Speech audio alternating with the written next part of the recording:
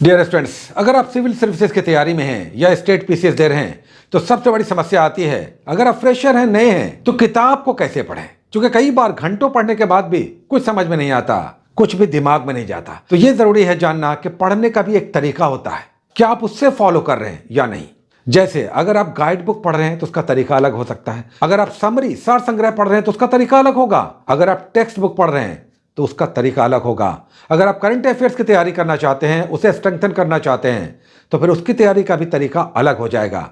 तो पढ़ाई का भी एक तरीका है, एक नॉर्म है, उसे फॉलो करते हुए ही लोग समझते हैं, आगे बढ़ते हैं, कॉन्फिडेंस बिल्ड करते हैं, एग्जामिनेशन में परफॉर्मेंस देते हैं। तो आइए शॉर्ट में समझते हैं कि पढ़ाई का सही तरीका, विशेषकर सिविल सर्विसेज जैसे एग्जामिनेशन में जिसमें डिस्क्रिप्टिव होता है, कंसेप्चुअल क्वेश्चंस होते हैं, उसे हम बुक से कैसे पढ़कर बनाएं या बनाने के लायक बने। सबसे पहले देखिए, एक गाइड बुक की हम सदैव बात करते हैं। एक गाइड बुक जिसमें समरी होता है, फैक्ट्स होता है, हर किसी के पास होना चाहिए। सारे सब्जेक्ट का एक समरी होगा। तो कोई भी एक गाइड बुक जो भी आपके पास है, अगर गाइड बुक आप पढ़ रहे हैं उसमें थोड़े से समझाए हुए लाइंस होते हैं और उतने ही फैक्ट्स होते हैं। जैसे एक एग्जांपल हम आपको देना चाहेंगे, अगर आप भारत में यूरोपियनों का आगमन पढ़ रहे हैं, अराइवल ऑफ यूरोपियंस, तो किसी भी गाइड बुक में आप पढ़ेंगे, अगर पुर्तगीज का आप पढ़ रहे हैं कि पुर्तगाली सबसे पहले आए, तो पहला ही लाइन स्टार्ट होगा, भारत में पहली यूरोपीय शक्ति जो समुद्री मार्ग से पहुंची वास्को डी गामा था। 1498 में केरल में कालीकट के कोस्ट पर तट पर पहुंचा। अब इसमें पूरा का पूरा अंडरलाइन करने वाला और फैक्ट्स को इनसर्किल करने वाला कंसेप्ट है। एक रेड पेन रखिए, अंडरलाइन कीजिए और जो बहुत इंपॉर्टेंट है उसे इनसर्किल कर दीजिए। आपका ध्यान जाएगा कि इसे हमें जानना ही जानना है। जैसे वास्को डी गामा को समुद्री रास्ता किसने बताया, किसने दिखाया? अब्दुल मुनीद या अब्दुल मजीद था, गुजराती व्यापारी। अब ये जो अब्दुल मजीद है या अब्दुल मुनीद है, इसे इनसर्किल करके ग्रीन पेन से घेर दीजिए। ये बार बार ध्यान में आना चाहिए, ये बड़े बड़े एग्जाम्स में आ भी चुका है। वास्को डी गामा आया, ये अधिकतर लोग जानते हैं, ये अंडरलाइन करने वाला है, लेकिन उसका लाइनर कौन था, उसका पथ प्रदर्शक कौन था, रास्ता उसे किसने बताया?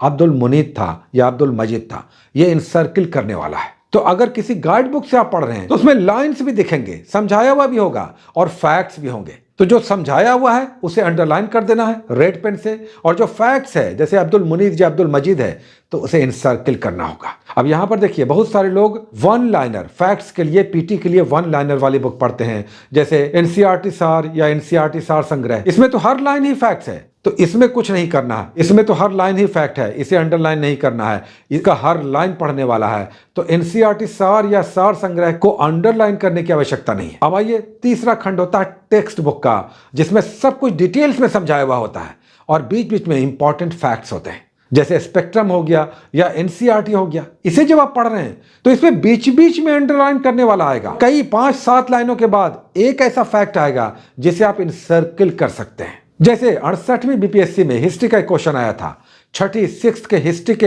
एनसीईआरटी, ओल्ड एनसीईआरटी के पहले ही चैप्टर से, आरंभिक मानव वाले चैप्टर से, जिसमें पूछा गया था कि गंगा के दक्षिण में जो राज्य विकसित हुए वो राज्य कौन थे? अंग थे, वैशाली थे, मगध थे, अवंती थे, गांधार थे, कुछ भी हो सकता है।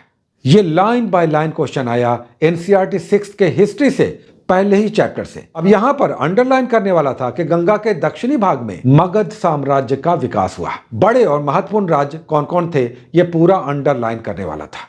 तो एनसीईआरटी जब आप पढ़ रहे होंगे तो कहानियों की तरह सारी बातों को डिटेल से बताया हुआ होगा, सारे को अंडरलाइन नहीं करना है। इंपॉर्टेंट जो लाइन्स आपको दिखाई देंगे, जो हमने अभी कहा, उसे अंडरलाइन करना है। और मगध जैसा शब्द आ गया तो इसे आप इनसर्किल कर सकते हैं, ग्रीन से इनसर्किल कीजिए, अंडरलाइन रेड से कीजिए, किताब में ही अंडरलाइन कीजिए, इनसर्किल कीजिए, उसे बार बार पढ़िए, रिवाइज कीजिए, आपको याद भी रहेगा, पेज नंबर के साथ याद रहेगा। और एग्जामिनेशन में कई बार लाइन्स एनसीईआरटी से तो सीधे आ जाते हैं। तो इस तरह से वन लाइनर वाली बुक, गाइड बुक या टेक्स्ट बुक कैसे आप पढ़ेंगे, अंडरलाइन करेंगे, किसे इनसर्किल करेंगे, कौन सा कलर यूज करेंगे, कैसे आपका रिमाइंडर आएगा, रिवीजन आप कैसे करेंगे, इन सब बातों को समझना पड़ेगा। तभी आप इतने बड़े एग्जाम के लिए सिर्फ पढ़ेंगे नहीं, समझेंगे भी और अच्छा रिवीजन भी होगा। अब आइए करंट अफेयर्स की बात करते हैं कि करंट अफेयर्स में कैसे पढ़ना चाहिए। अब ये तो प्रशांत महासागर है, पैसिफिक ओशन है, कितना ही आप पढ़ लें, कई बार कॉन्फिडेंस बिल्ड नहीं होता है, लेकिन इसका भी एक तरीका है। सबसे पहले तो किसी अच्छे एक यूट्यूब चैनल को फॉलो कीजिए,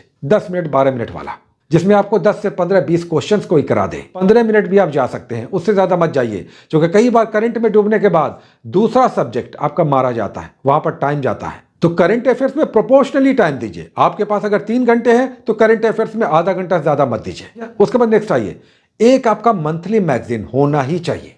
यह आपको देश भर के एग्जाम्स के लिए तैयार करेगा। याद रखिए, देश भर के एग्जाम के लिए, किसी एक एग्जाम के लिए नहीं। करंट अफेयर्स बड़ी समस्या है, इसे अच्छे से समझिए। तो एक मंथली मैगजीन होना चाहिए। यह कोई भी हो सकता है, दृष्टि हो जाएगा, क्रॉनिकल हो जाएगा, प्रतियोगिता दर्पण हो जाएगा, कोई भी एक मंथली मैगजीन जो हर मंथ आता हो और उस मंथ के स्पेसिफिकली करंट अफेयर्स उसमें हो। हम कई बार प्रतियोगिता दर्पण कहते हैं, क्रॉनिकल भी अच्छा है, दृष्टि भी अच्छा है, या विजन का, इंग्लिश वाले विजन वाला पढ़ते हैं, तो ये हो गया। उसके बाद एक ईयरली मैगजीन आपको फॉलो करना चाहिए जिसमें पिछले साल भर का करंट अफेयर्स हो। और इसके लिए हम कई बार स्पीडी कहते हैं, एडुटेरिया का बड़ा अच्छा आता है, दृष्टि का बड़ा अच्छा आता है, विजन का भी अच्छा आता है। तो इनमें से किसी को भी, जो भी आपको अच्छा लगे, जो कॉस्ट इफेक्टिव हो, प्राइस इफेक्टिव हो और स्टूडेंट फ्रेंडली हो, फैक्चुअल हो, जिससे एग्जामिनेशन में क्वेश्चंस आते हो, उसे आप फॉलो कीजिए, जो भी आपको अच्छा लगे। एक ईयरली मैगजीन, एक मंथली मैगजीन, एक यूट्यूब चैनल, और last but not the least एक अखबार। ये तो आपको दौड़ा देगा। कोई भी एक अखबार डेली आपको सिर्फ 15 से 20 मिनट के लिए देखना चाहिए। उसमें जो करंट मिलेगा, कई बार बहुत सारे क्वेश्चंस मैगजीन्स में आपको दिखाई नहीं देंगे। तो इस तरह से आपको समझ कर पढ़ना चाहिए। पढ़ने का तरीका अगर आ गया तो कहते हैं ना कि हार्ड लेबर नहीं, स्मार्ट लेबर कम समय में आपकी अच्छी तैयारी करवाकर एग्जामिनेशन को निकलवाता है। तो इस तरह से आप अपने पढ़ाई का तरीका जरूर बदलिए। और सबसे इंपॉर्टेंट इसमें भी कि पढ़ते वक्त गाना सुनते हुए नहीं, मोबाइल देखते हुए नहीं, बल्कि पूरे कंसंट्रेशन से। क्योंकि जब आप पढ़ रहे हैं तो सिर्फ पढ़ना है। क्योंकि इस पढ़ने का इनाम इतना बड़ा है कि सारे मोबाइल, सारे फ्रेंडशिप, सारे कान के गाने सब अपनी जगह पर रखे रह जाएंगे। आपका एक रिजल्ट जो आनंद देगा वो गाना सुनने से नहीं, सखी सहेलियों से, दोस्तों से बात करने से नहीं, अपने परायों से इमोशंस को शेयर करने से नहीं, इस रिजल्ट से मिलेगा। Best of luck, take care.